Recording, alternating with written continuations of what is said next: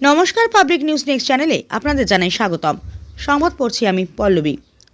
প্রচারের শেষ দিন মঙ্গলবার ভুবনডর জেপির শুকতলায় কংগ্রেসের এক নির্বাচনী জনসভা অনুষ্ঠিত হয়। সভায় বক্তব্য রাখতে গিয়ে ধলাই বিধানসভা সমষ্টির কংগ্রেস দল মনোনীত প্রার্থী ধ্রুবজ্যোতি পুরকায়স্থ উন্নয়নের স্বার্থে তাকে ভোট দেওয়ার জন্য এদিন ভোটারদের প্রতি অনুরোধ জানান।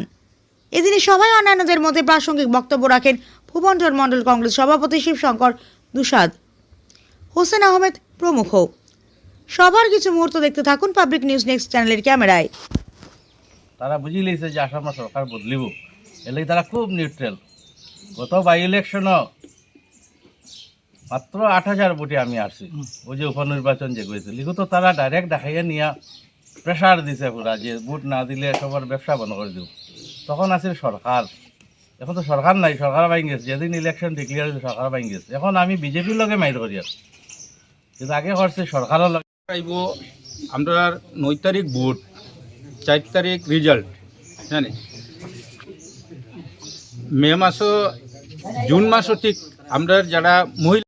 কারণ হইল এটা ঝাড়খণ্ডের যে মুখ্যমন্ত্রী হেমন্ত সোরেন তাই নিজেই আসামে নামছে। কারণ হিমন্ত বিশ্ব শর্মা গেছিল তারে আর এইবার বলো ঝাড়খণ্ড পারছে না, তার এই জিত রয়েছে এখন।